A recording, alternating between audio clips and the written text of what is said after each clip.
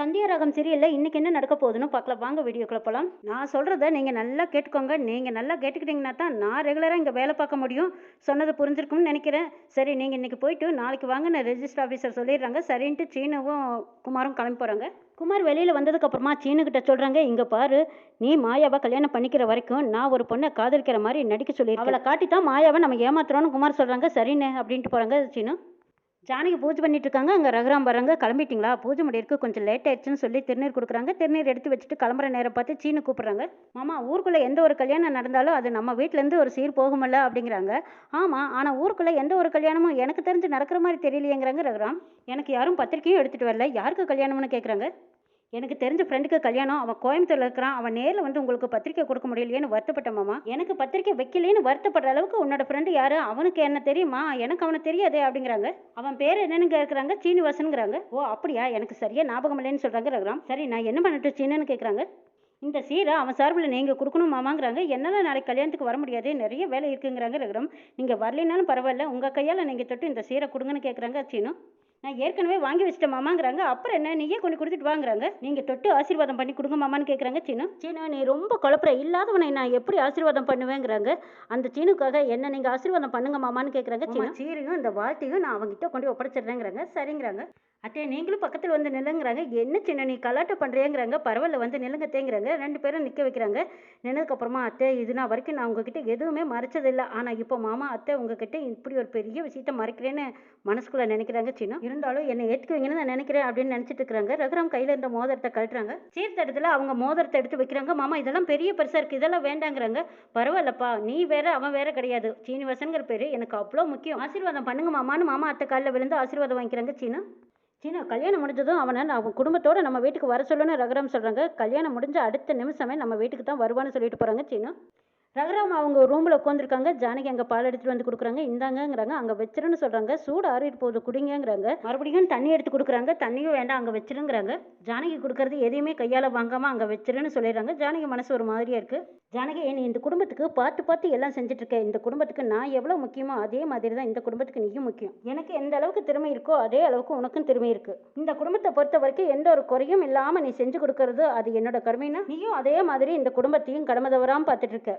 நான் எப்படி என் கடமையிலேருந்து தவறாமல் இருக்கேனோ அதே மாதிரி நீயும் உன்னோட கடமையிலேருந்து தவறிடாத. அந்த கடமையில் மாயாவை பார்த்துக்கிறதும் ஒரு கடமை இருக்குங்கிறாங்க. மாயா மேலே எந்த ஒரு தப்பும் சொல்ல விரும்பலை. இருந்தாலும் அவள் வெளிநாட்டில் பிறந்தவ, அவள் முற்போக்கு சிந்தனை அதிகமானவ. என்னதான் கலாச்சாரம் பண்பாடுன்னு நம்ம சொன்னாலுமே அவளுக்கு அவள் மொழி மட்டும்தான் முக்கியம். முற்போக்க யோசிக்கிறேன்னு சொல்லி ஏடாகூடமாக ஏதாவது செஞ்சுட்டு போகிறா. வீட்டில் தான் இருக்கா, இருந்தாலும் அவள் ஏதாவது பண்ணுவா. என்னங்க, அவள் ஏதாவது தப்பு பண்ணிட்டாளான்னு கேட்குறாங்க ஜானகி. அப்படி ஏதாவது பண்ணிடுவாளோன்னு என் உள் மனசு சொல்லிக்கிட்டே இருக்குதுங்கிறாங்க ரகுராம். அதனால தான் அவள் பேரில் நான் எச்சரிக்கை பண்ணிகிட்டே இருக்கேன். முற்போக்குங்கிற பேரில் ஏதாவது ஒரு முட்டாள்தனத்தை பண்ணிட்டு போகிறா. நீ எச்சரிக்கையை அவளை பார்த்துக்க வேண்டியது உன்னோட கடமைங்கிறாங்க. அவனால் எந்த பிரச்சனையும் வந்துடக்கூடாது. அப்படியே அதையும் மீறி வந்தால் அதுக்கு நீ தான் பொறுப்புங்கிறாங்க. என்னடா இந்த மனுஷன் எப்போ பார்த்தாலும் மாயாவையே குத்தம் சொல்லிகிட்டே இருக்காரே, குறை சொல்கிறாருன்னு நீ நினச்சிடாத. மாயா ஒரு கரண்ட் மாதிரி வெளிச்சமும் கொடுப்பா, அவள் தொட்டா ஷாக்கும் அடிப்பா. அதனால தான் நான் அவளை பார்த்துக்கோன்னு சொல்கிறேன். சரி நீ போய் உன் வேலையை பாருங்கிறாங்க. மாயா ஏதோ யோசனையில் நடந்துட்டு இருக்காங்க. அங்கே சீனு வந்ததும் பேன்னு பயப்படுத்துறாங்க. விருக்குன்னு பயந்துக்கிறாங்க. மாயா, ஏன்டா இப்படி வந்து பயமுறுத்துற? ஒரு நிமிஷம் என் மூச்சே நின்று போச்சு தெரியுமாங்கிறாங்க. மாயா, மூச்சு கொடுத்து காப்பாத்துறதுக்கு தான் நான் இருக்கேன் இல்லைங்கிறாங்க சீனு. ஆமாம்மா, நீ மூச்சு கொடுத்ததும் என் மூச்சு வந்துருப்பாரு போட லூஸுங்கிறாங்க. உன்னோட மூச்சே போனதுக்கு அப்புறமா நான் இருந்து என்ன பண்ண போறேன்? சரி போன போது விடு விடு விடுங்கிறாங்க சீனு. டே, இப்போ நீ என்ன விஷயமா வந்த அதை சொல்லுன்னு கேட்குறாங்க. சீனு கையில் வச்சிருந்தா புடவையை எடுத்து கொடுக்குறாங்க. அட என்னடா ஆனா ஒன்று உடனே புடவையோட வந்து நிற்கிற, ஏதாவது புடவை கடையில் நீ பார்ட் டைமாக ஒர்க் பண்ணுறியான்னு கேட்குறாங்க. மாயா, இது குமரேசன்னா அவர் கல்யாணத்துக்காக உனக்கு எடுத்து கொடுத்ததுன்னு சொல்கிறாங்க. டேய் சீனு, இது பட்டு புடவையாக இருக்குது, அதுவும் காஸ்ட்லியான விலையில் இருக்குங்கிறாங்க. ஆமாம், பொண்ணுக்கு துணையாக நீ வரணுமா, மாப்பிள்ளைக்கு துணையாக நான் வரப்போகிறேன். சீனு, அவங்க பாரு ஒரே ஒரு நாள் தான் பழக்கம், ஆனால் அவங்க எவ்வளோ மரியாதையாக நடத்துக்கிறாங்க பாரு. ஆனால் நாம் எதுவுமே அவங்களுக்கு எந்த உதவியுமே இது வரைக்கும் நம்ம செஞ்சதில்லை. அவர் தான் நமக்கு உதவி செஞ்சுருக்காருன்னு சொல்கிறாங்க. மாயா, ஏன் நம்ம தான் அவங்களுக்கு பெரிய உதவி செஞ்சுருக்கோமேன்னு சொல்கிறாங்க சீனு. எது நம்ம பண்ணணுமா? நம்ம என்ன பண்ணணும்? ஒன்றும் பண்ணலையேங்கிறாங்க. மாயா, இல்லை அந்த பொண்ணு தாயை பற்றி நம்மளை வச்சு தானே அவர் முழுசாக புரிஞ்சுக்கிட்டாரு. அதனால தான் அவருக்கு டிவோர்ஸும் கூட ஆகிருக்குன்னு சீனு சொல்கிறாங்க. டே, அது ஏற்கனவே அவங்க ரெண்டு பேத்துக்கும் பிடிக்காம வாழ்ந்த கதை தானே. சரி அதை விட அவருக்கு கல்யாணம் நடந்தால் எல்லாம் சரியாக போயிருங்கிறாங்க. ஆமாம் சீனு, அவங்களுக்கு நல்லபடியாக கல்யாணம் நடத்தி கொடுக்கணும், அது நம்ம தான் முன்னாடி போய் நின்று நடத்தி கொடுக்கணுங்கிறாங்க. மாயா, நானும் அதுக்கு தான் மாயா போராடிட்டு இருக்கிறேங்கிறாங்க. எது நீ போராடுறியா? நீ போராடுறதுக்கு அங்கே என்ன இருக்குது?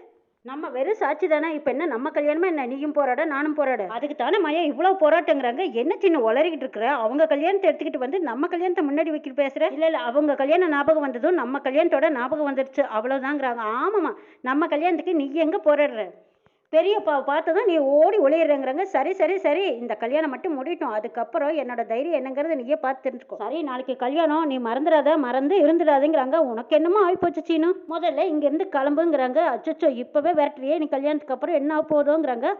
அது உன்னோட பிஹேவியர் பொறுத்ததுங்கிறாங்க. மாயா, நாளைக்கு காலையில் நீ ரெடியாக இருங்கிறாங்க. என்ன கல்யாணத்துக்கு போகிறதுக்கே நீ அப்படி யோசிச்சு இன்னைக்கு என்ன இவ்வளோ ரெடியாக இருக்கிற நீ அப்படின்னு கேட்குறாங்க. மாயா, கமிட்மெண்ட் கொடுத்துட்டாங்கன்னா கிளியர் ஆகிடுவேன், அதுக்கப்புறம் நான் ரெடியாக தான் இருப்பேங்கிறாங்க. கல்யாணம் முடியிற வரைக்கும் நான் ஓய மாட்டேன்னு ஏதோ வளர்றாங்க. அப்பாடா சாமி, போதுமடா சாமி, நீ முதல்ல இங்கிருந்து வெளியில போ அப்படின்னு மாயாவே சீனுவை பிடிச்சி வெளியே தலையில் லாக் பண்றாங்க. மாயா திரும்பி வந்து பட்டு புடவையை பார்த்து ஆஹா நைஸ் கலர் அப்படின்னு ரசிக்கிறாங்க. சீனு அவங்க அம்மா அப்பா தூங்கிட்டு இருக்கிற பெட்ரூமுக்கு வந்து பாக்குறாங்க. பார்க்கும்போது அவங்க ரெண்டு பேரும் நல்லா ஆழ்ந்த தூக்கத்தில் இருக்காங்க. நாளைக்கு நான் பண்ண போற காரியத்தினால இந்த வீட்டுல பெரிய பிரச்சனையே வரும். ரெண்டு பேருமே இல்லாம நான் போய் கல்யாணம் பண்ணிக்க போறதை நினைச்சா எனக்கு வருத்தமா தான் இருக்கு. அப்படி ஒரு சூழ்நிலையில உங்களை சிக்க வைக்கிறதுக்கு என்ன மன்னிச்சிடுங்கப்பா. நீங்க என் கல்யாணத்துக்கு வரலினாலும் உங்களோட ஆசீர்வாதம் வேணும்னு கேட்குறாங்க சீனு. அம்மா காலை தொட்டு வணங்கிட்டு அதுக்கப்புறம் அப்பாவை பார்க்குறாங்க. அப்பா, உங்களை மாதிரி ஒரு அப்பா கிடைக்க நான் கொடுத்து வச்சிருக்கணும். அப்போ உங்ககிட்டயாவது நான் என் கல்யாணத்தை பற்றியும் நான் கட்டிக்க போகிற பொண்ணை பற்றியும் நான் உங்ககிட்டயாவது சொல்லியிருந்து சொல்லாமல் விட்டது என்னோட பெரிய தப்பு. அப்படி ஒரு வேளை நான் சொல்லி அதனால உங்களுக்கு ஏதாவது பிரச்சனை வந்துட்டா என்ன செய்யறது? அதனால தான் நான் சொல்லலப்பா, என்ன மன்னிச்சிடுங்கப்பான்னு காலை தொட்டு கண்ணில் ஊற்றி வச்சுக்கிறாங்க சீனு. மணிவண்ணனுக்கு அப்படியே தூக்கம் தெரிஞ்சு கண்ணு முழிச்சு பார்க்குறாங்க. எதிர நிற்கிறது சீனு. என்னப்பா சீனு, என்ன விஷயமா வந்தேங்கிறாங்க. ஒன்றும் இல்லைப்பா, சும்மா தான் வந்தேங்கிறாங்க. இல்லை இல்லையே, நீ ஏதோ சொல்லிட்டு இருந்தியே ஆசீர்வாதம் அது தானே என் காதில் விழுந்துச்சு.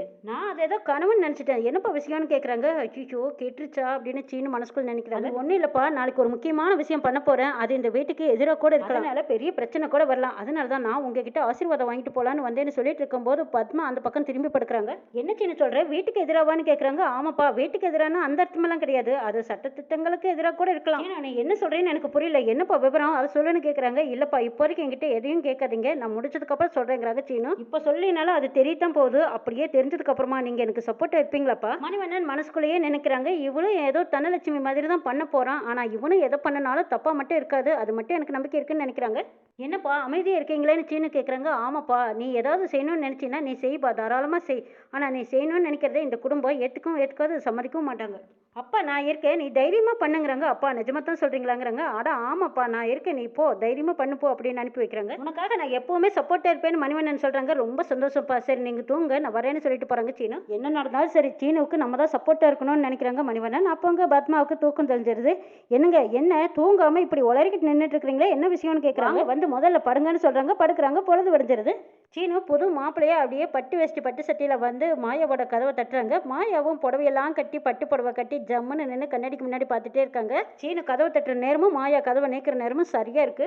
ரெண்டு பேருமா சேர்ந்து ரெஜிஸ்டர் ஆஃபீஸ்க்கு போயிருக்காங்க. அங்கே எப்படியோ மகாலிங்கத்துக்கு தகவல் தெரிஞ்சிருது. தகவல் தெரிஞ்சதும் உடனே ரகுராம் வீட்டுக்கு வராங்க. ரகுராம் கிட்ட வந்து எல்லா குட்டியும் உடைச்சிடுறாங்க. நான் சொல்றேன்னு தப்பா நினச்சிக்காதீங்க, இந்த மாயா ரெஜிஸ்டர் கல்யாணம் பண்ணிக்க போவா போல இருக்கு, அவ ரெஜிஸ்டர் ஆஃபீஸில் நிற்கிறான்னு சொல்றாங்க. சீனுவுக்கும் மாயாவுக்கும் தான் கல்யாணம் நடக்குதுன்னு தெரியாமல் உளறிக்கிட்டு இருக்கிறாரு மகாலிங்கம். சீனுவுக்கும் மாயாவுக்கும் ரெஜிஸ்டர் முடிஞ்சதுன்னு தெரிஞ்சா இன்னும் எவ்வளோ பெரிய பூகம்பம் வெடிக்க போகுதுங்கிறதையும் வரை சொல்ல பார்க்கலாம்.